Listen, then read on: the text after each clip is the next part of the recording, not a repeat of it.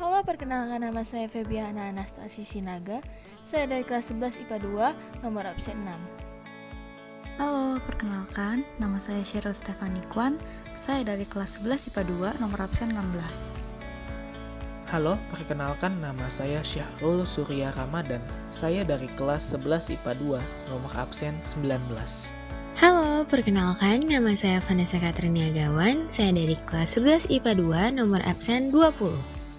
Pada kesempatan kali ini, kami sebagai seorang pengamat gempa akan menghitung jangkauan dari sebuah gempa yang terjadi dengan menerapkan konsep lingkaran sederhana. Tetapi sebelum itu, alangkah lebih baiknya jika kita mengenal terlebih dahulu apa itu gempa dan konsep lingkaran seperti apa yang dapat kita terapkan. Gempa bumi adalah getaran atau guncangan yang terjadi di permukaan bumi akibat pelepasan energi dari dalam yang terjadi secara tiba-tiba hingga menciptakan gelombang seismik. Gempa bumi dapat terjadi akibat pergeseran lempeng bumi, letusan gunung berapi, dan lain-lain. Titik pusat dari suatu gempa disebut sebagai hiposentrum, dan permukaan bumi yang berada tepat di atasnya disebut sebagai epicentrum. Selanjutnya, kami akan membahas mengenai konsep lingkaran yang akan kami terapkan dalam menghitung jangkauan gempa kali ini. Secara garis besar, di sini kami menggunakan dua buah konsep lingkaran.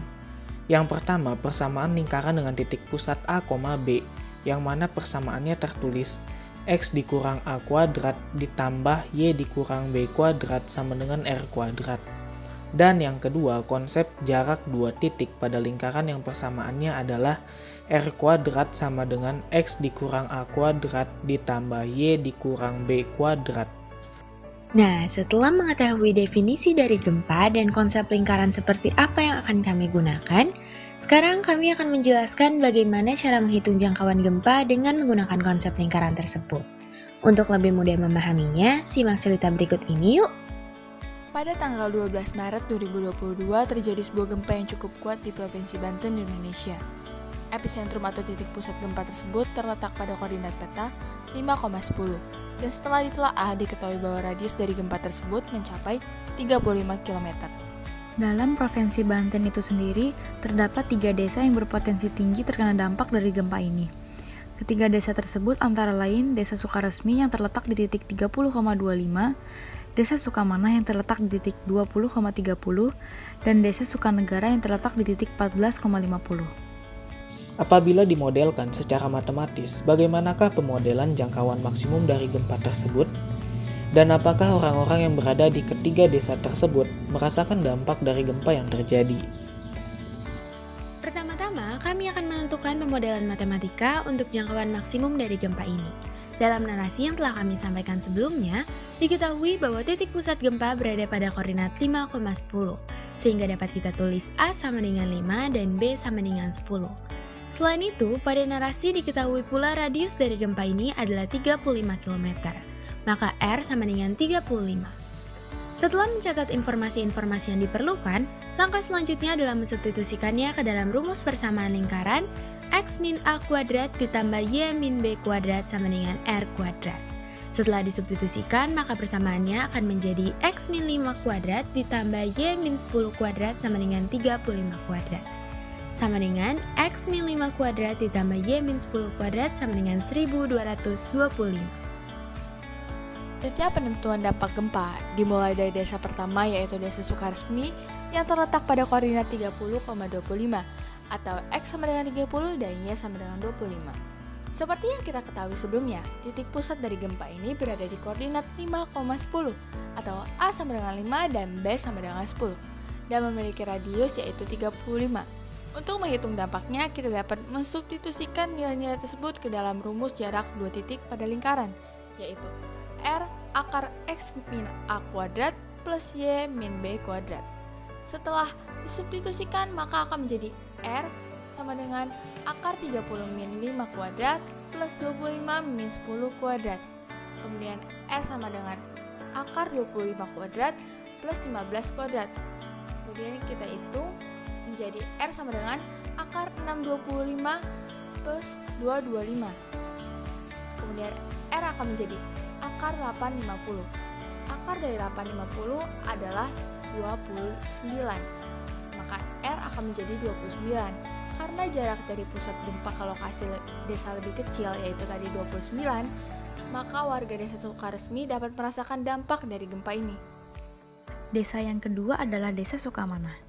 Desa ini terletak pada koordinat 20,30 atau X sama dengan 20 dan Y sama dengan 30. Sama halnya dengan perhitungan sebelumnya, nilai A, B, dan radius dari gempa ini adalah berturut-turut 5, 10, dan 35. Maka, jika disubstitusikan ke dalam persamaan, R sama dengan akar X min A kuadrat ditambah Y min B kuadrat akan menjadi R sama dengan akar 20 min 5 kuadrat ditambah 30 min 10 kuadrat. R sama dengan akar 15 kuadrat ditambah 20 kuadrat.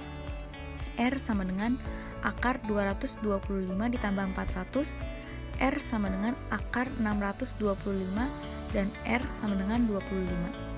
Karena jarak dari pusat gempa ke lokasi desa lebih kecil dari radius, maka warga desa Sukamana dapat merasakan dampak dari gempa ini. Dan desa yang terakhir adalah Desa Sukanegara.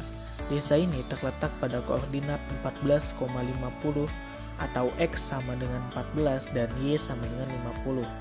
Titik pusat dan radius dari gempa ini tentunya masih tetap sama dengan sebelumnya, yakni 5, 10, dan 35. Jika disubstitusikan ke dalam persamaan, R sama dengan akar dari X dikurang A kuadrat ditambah Y dikurang B kuadrat akan menjadi R sama dengan akar dari 14 dikurang 5 kuadrat ditambah 50 dikurang 10 kuadrat.